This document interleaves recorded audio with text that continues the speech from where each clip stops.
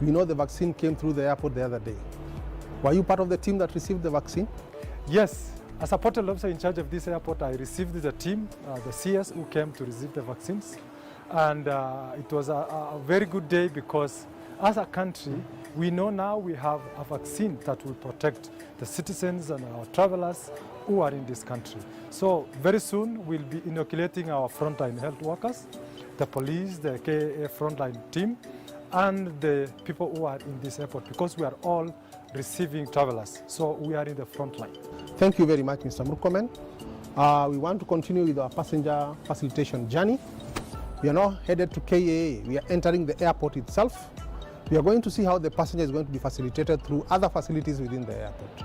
We continue with our journey. Thank you. Welcome. Thank you.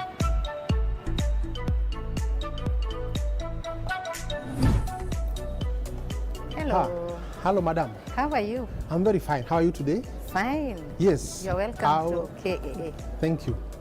I would wish you introduce yourself. Yeah. And you tell us which organization you work for. Okay. My name is Dorcas Chemo. I work for Kenya Airport Authority as a Senior Operations Manager. Thank you, Madam Chemo. Yes. Tell us in short, Yes. what's the role of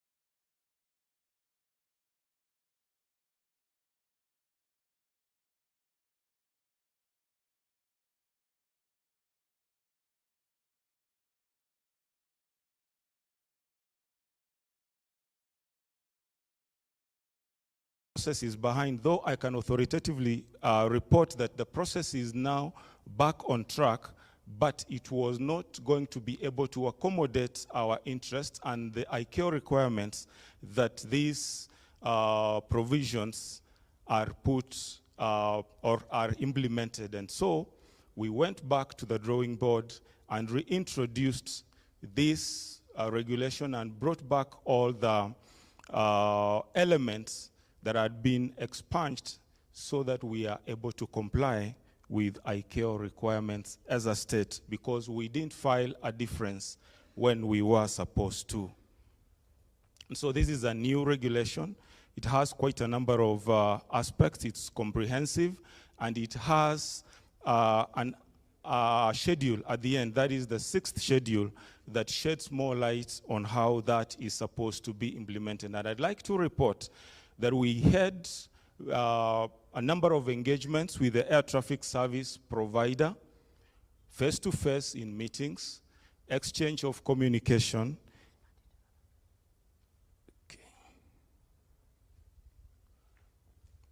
exchange of communication, and we finally agreed on a position that is presented in this regulation. So that is the major change in the draft regulations that we have. And then we move to regulation number 42. The comment from the industry was that the regulation was not included in the draft that we had.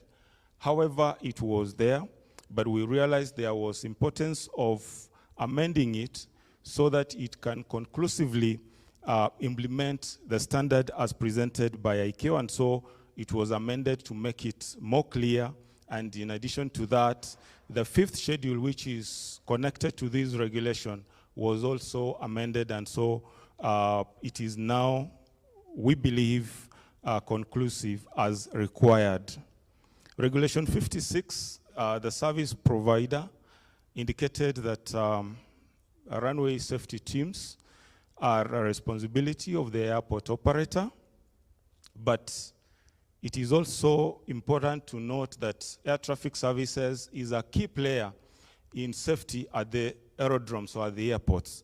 And so the aspect of runway safety teams is a collective, a collaborative issue between the aerodrome operator and air navigation services. And so we amended that regulation to clear, or to put clear, the role of the air traffic service provider in establishing and ensuring that runway safety programs are running at the airports where ATS is provided.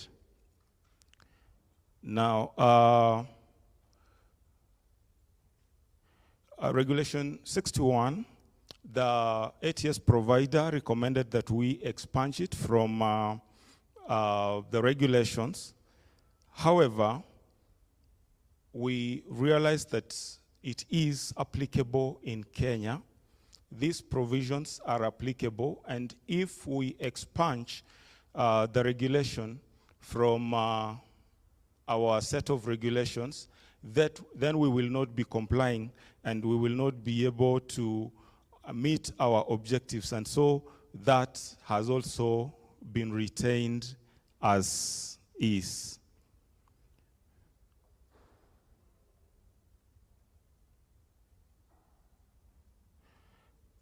Now, Regulation 62, the ATS provider also indicated that it might not likely be implemented in Kenya. However, there are aspects that are still being implemented, and we don't make law on what we are doing.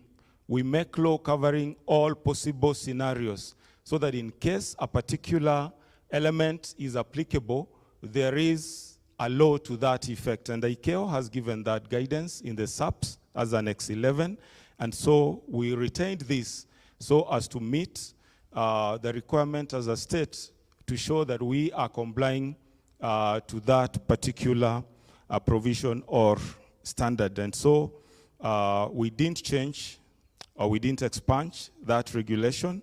it is still applicable in our regulations. Regulation number 79 also, the comments we received were based on an older version of Annex 11, but we used the latest version, which is the 15th edition, and so we retained it as was. And with the guidance of the legal team, the word that is used in the annex is prescribed. We instead used specify so as to meet the regulations' legal drafting requirements as guided by the legal team. Then the next I've spoken about the 5th and 6th schedules in the Draft Civil Aviation ATS Regulations 2022, which have also been amended for clarity, and elements that were missing have been included, and that brings an end to the work that we did following the comments that we received from the industry. I submit. Thank you, Evans. We'd like to proceed directly to the next set of regulations. If we can have Richard present the draft rules of the air regulations.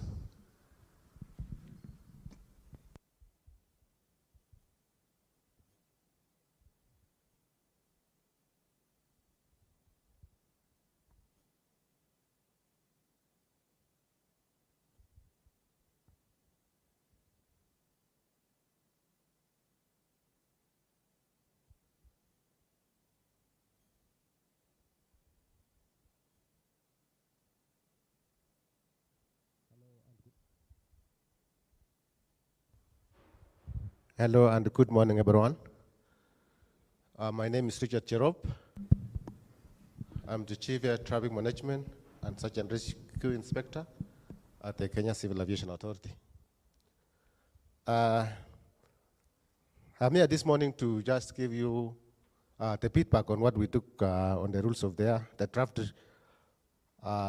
civil aviation, rules of the air and regulations 2022, following the deliberations which we had in the last stakeholders meeting.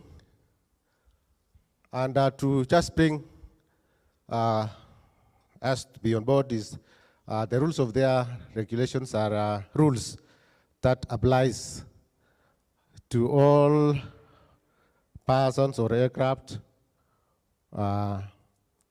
uniformly, especially where there is no provision of air traffic services.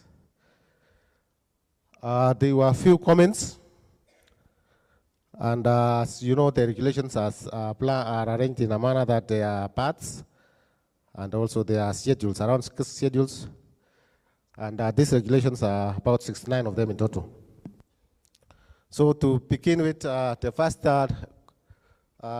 request which was done was on the initial citations, not actually the citations, but was on the preamble, where it just stopped at that the regulations were to be made by the Cabinet Secretary in charge of aviation. And to be in line with the Civil Aviation Act, we were to, as you know, the structure of the Cabinet. The Cabinet Secretary in charge of transport is actually in charge of transport, infrastructure, housing, and urban development, and public works, which makes now these regulations. The first was on, the first comment on this was on the regulations, which was actually the Regulation 3. As in all regulations, it is concerning on the application of these rules. And there were rules, the comment was from air traffic services, and they say that the rules of the air do not apply to persons. They said that the rules apply to aircraft operations in the airspace, whether manned or unmanned. In the applicability, we say that an aircraft is not flying by itself. It is driven by persons. and through the guidance of our legal experts and the drafters, that aircraft to operate, it has to be operated by a person. And the regulations made therein is supposed to guide the person who is doing that kind of operations. So the regulations were amended for clarity, and the application shall apply without any option. You know, when we say the application of the rules of the air, these are the rules which we say that it is internationally set. It is under the Article 12 of the Chicago Convention. So, and in all aspects, I could categorically say that in Kenya, we have complied with these articles as they are in. We have not filed any difference with the Chicago, with ICAO in respect to the rules of the air. So, on the applicability, we have accepted to comply without any exception. The next was Regulation 17. Again, this comment also came from the Air Traffic Services. You know, in Kenya's Civil Aviation Authority, we have the Directorate of Air Navigation Service, who is responsible for providing this service. So they had made some comments, and the comments therein is what is in the first column. And the issue here was about, it was still about on the same person, and from the legal opinion of the drafters, the use of a person was recommended and was more acceptable. So it is still in the same as what we had said earlier on sub-regulation 3, on regulation 3. So that change was not taken on board just because of that given us an indication that's given therein.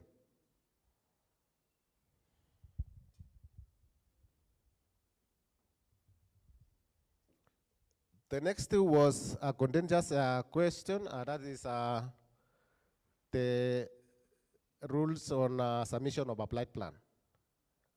And in the earlier regulation, it was saying that applied plan shall be submitted or filed by a competent person.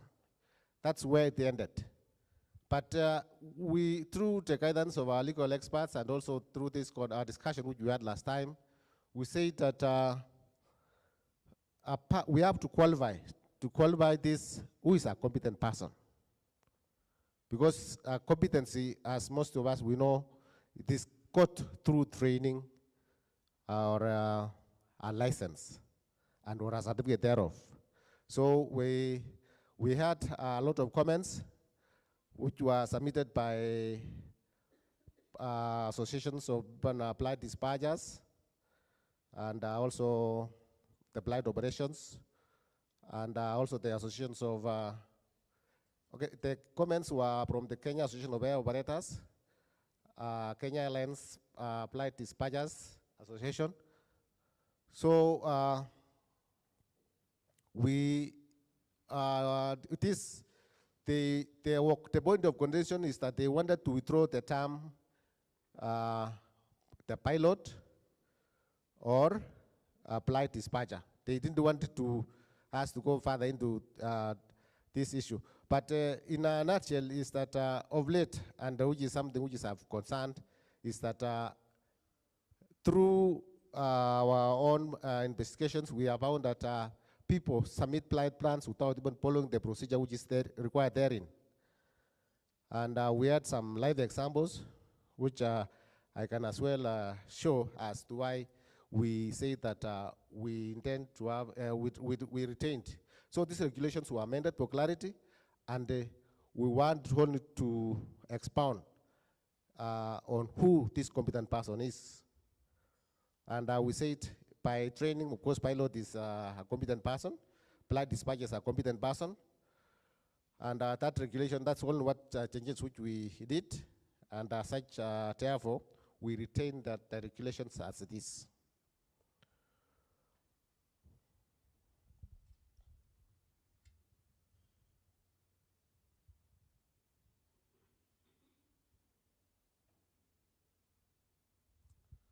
Lastly, but not least, is that there was an error which was in the last the regulations which were in the offsite.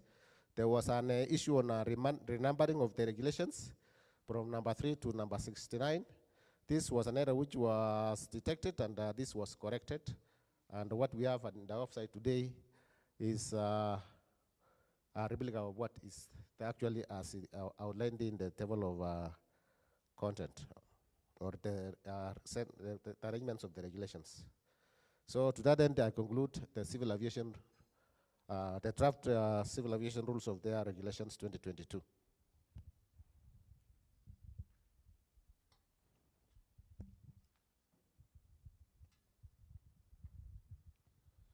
Mr. Lawrence, somebody's raising their hand. Sorry. Okay. If you have a comment, we'd prefer we take comments after the first 3 sets of regulations, because they're all related. So once Richard is done, Carol will go ahead and present draft regulation on nautical charts, and then we'll take comments.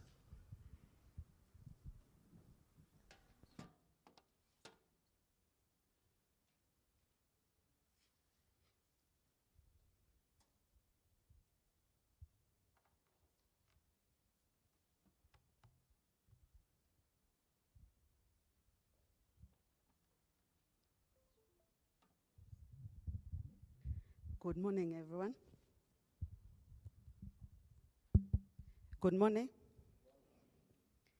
My name is Caroline Beatty, Aeronautical Information and Procedure Design Inspector from Kenya Civil Aviation Authority. Right now I'm going to take you through aeronautical charts regulations.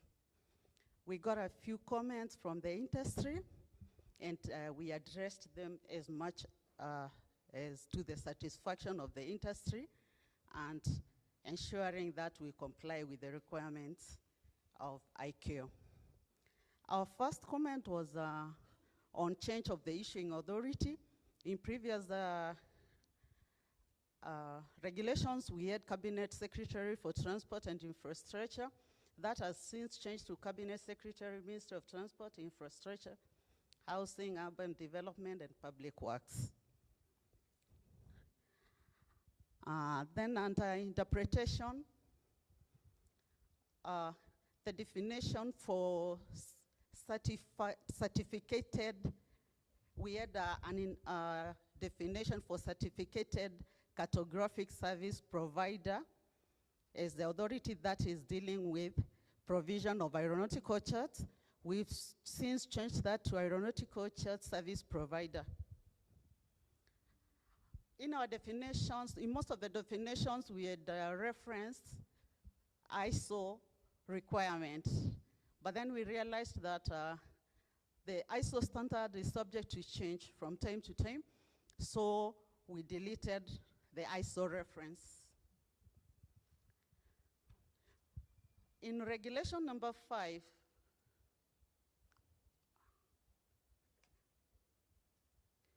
regulation number 5, we added a new requirement for need of certification.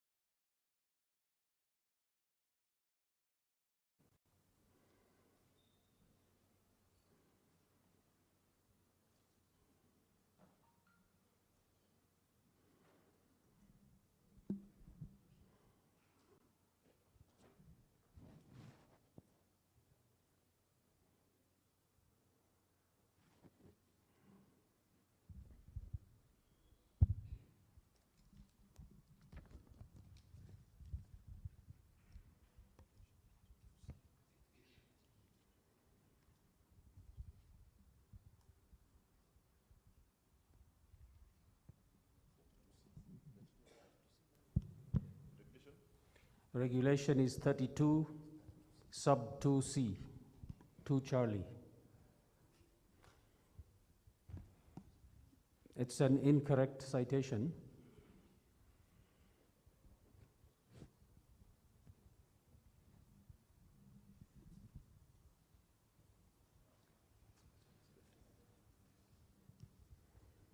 Thank you, Captain. That one is noted and also it's highlighted.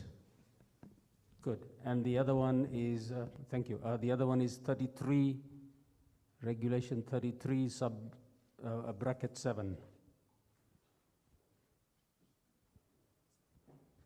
Yeah, thank you also for noting the same. There was a work in progress which were Okay. not. I see that there's 51 placed there, so that's good. Thank you. That's it from my side. Thank you, Captain. Any other questions?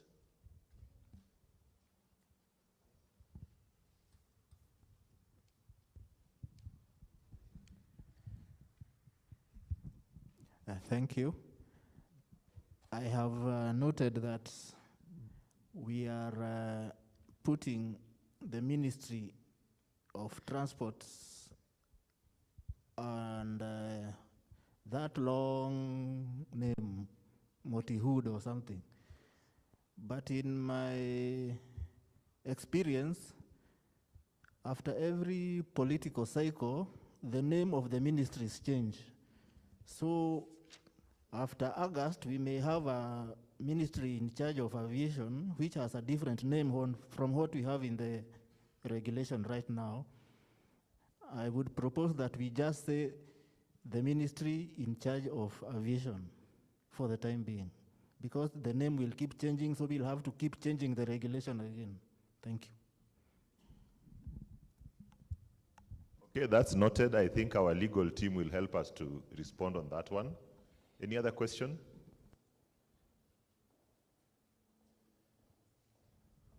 So I don't see any other question. We'll probably have legal team help us to respond to why we have to put the entire title of the ministry.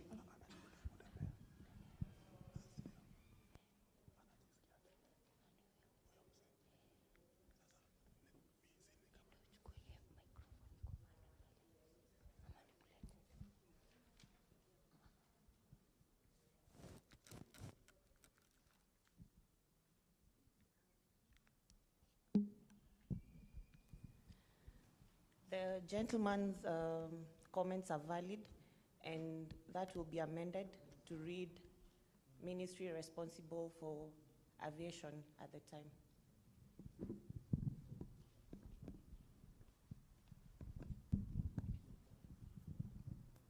Okay, thank you very much. I think we can then proceed to the next set of regulation. We were supposed to start with the licensing of air services regulations, which were not presented yesterday morning. So I'd invite my colleague Beth to present licensing of air services regulations.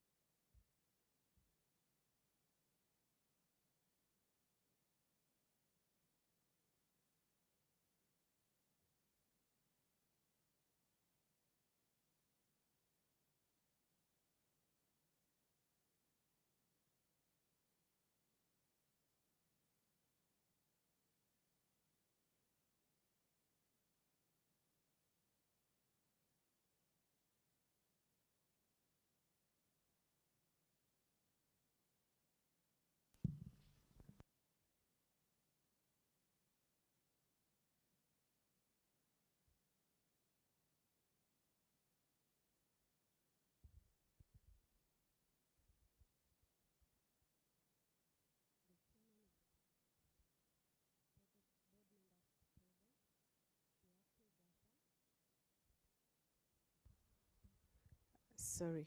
Good morning once again. My name is Beth Mwakio from Air Transport Department. I'm here to take you through the Civil Aviation Licensing of Air Services Regulations. And I want to draw your attention to the fact that these regulations are not safety, they are not security related, but they contribute towards the same. These regulations are not from any of the annexes that you may want to make reference to. However, we are guided by ICAO through the Chicago Convention, Article 96. We are also guided by Doc 9626, which is the manual on the regulations of international air transport. Additionally, we are guided by Doc 9587, which is policy and guidance material on the economic regulation of international air transport. We also look at the emerging industry trends when we are reviewing the regulations, as well as the air transport regulations panel resolutions, and also the assembly resolutions. Having said that, I want to state clearly that these regulations are economic regulations. They cut across the local and international operations. That is where you will find issues like the short-term licenses, which we fondly call ad hoc permits, being addressed in the licensing of air services. I want to say that we only received a comment, rather comments from one person, and I very much appreciate the fact that that was our former boss, Bwana Ano, who gave us written comments. The other comments we received were through the live stream in June, and we have managed to address all the comments. The entire matrix is very wide. It's 36 pages, and therefore I will only focus on the comments that we were given when we did our first and the second presentation. So the first concern was on the definition of code share, where the industry noted that we had not included cargo in the definition, and therefore from the matrix you can see we've included the definition of cargo in the code share definition. Rather, in the code share definition, we have included cargo space to accommodate cargo. There was also a concern that there was no definition for air tickets and airway bill, which we addressed, and the definitions are provided, as you can see the matrix displayed.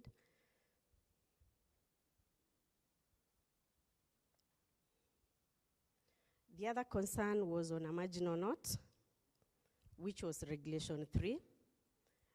Initially, it was reading operating without a license prohibited. And also Regulation 10 had a similar marginal note. And according to the industry concern, it was like there was inconsistency. And therefore, we had to synchronize the two marginal notes. As written there in red, we have put prohibition of operating without a license. The other concern was on Regulation 4, that is categories of service. And therefore, we have addressed that concern. You can see at the right-hand most corner, the part that is highlighted in red was the inclusion to address the concern. And according to the concern, there was Regulation 5, 1, Regulation 11, 2, and Regulation 6, 12. So all those regulations have been addressed by including the type of air service and aircraft under the categories set out in the first and third schedules. Again, Regulation 10, the marginal note, as I had indicated earlier, has been addressed and it has been synchronized.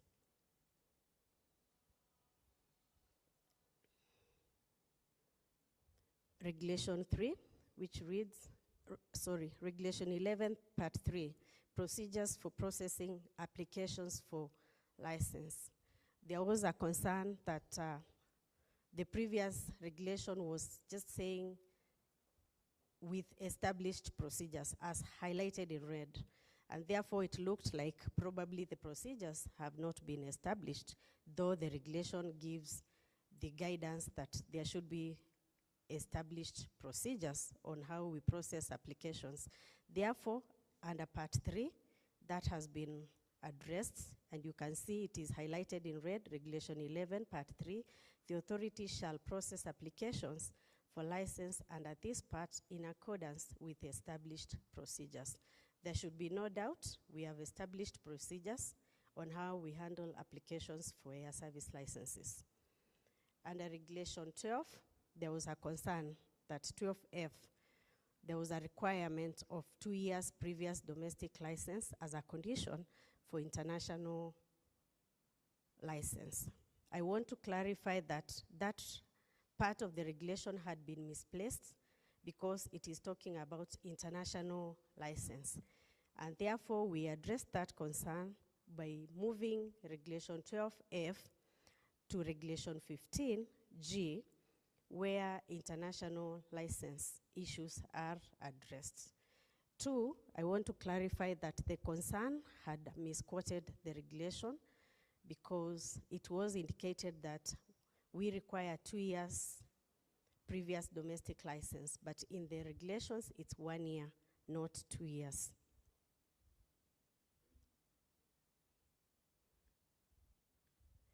Under Regulation 13, that is authorization of foreign scheduled international service, it was noted that the authority has not operationalized this provision under their mandate. But however, procedures have been developed, therefore the concern has been addressed to operationalize the same. Under the same regulation, Part 5, which reads Schedule of Requirements for Foreign Applicants for International Scheduled Service, that has also been addressed. The authority shall issue an operating authorization in accordance with established procedures. Therefore, we are in the process of implementing the same by publishing an AIC. We shall be reviewing the AIP and also develop circulars to be able to address that concern.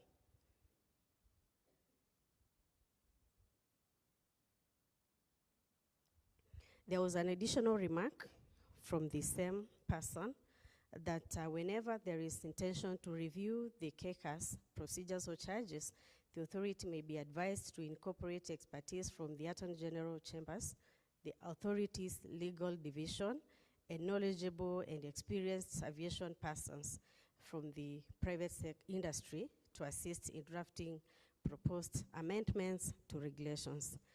I would like to clarify and categorically say that Attorney General Chambers was involved when we were reviewing the regulations.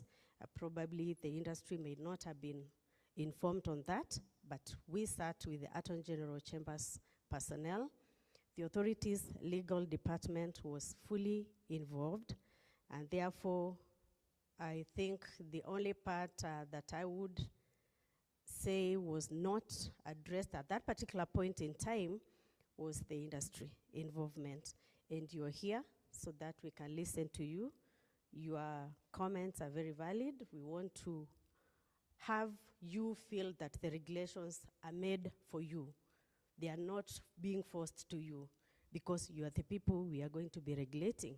And therefore, we want very much to receive your concerns, your comments, and your advice on how we should make these regulations very much of a performance regulation as opposed to just regulations that are going to force you to do something that you're not comfortable with.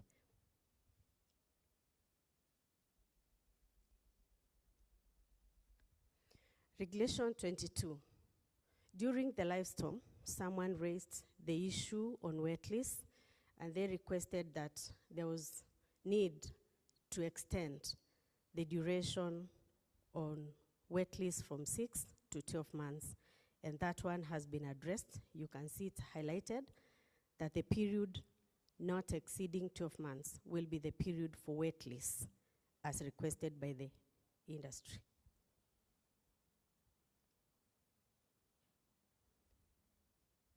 Under Regulation 30, there was a request, or rather a recommendation during the live storm that there was need to extend the period of initial licenses from lapsing after 6 months without operations.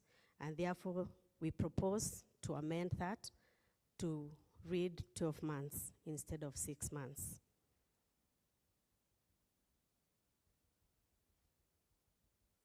Under Regulation 27, there was also a concern that after a decision on ASL, the industry feels it's not fair once your application has been denied to be required to pay, to be given reasons. That was a concern that was raised during the live storm, and there was a request that we look at it, and therefore we propose to amend that regulation to read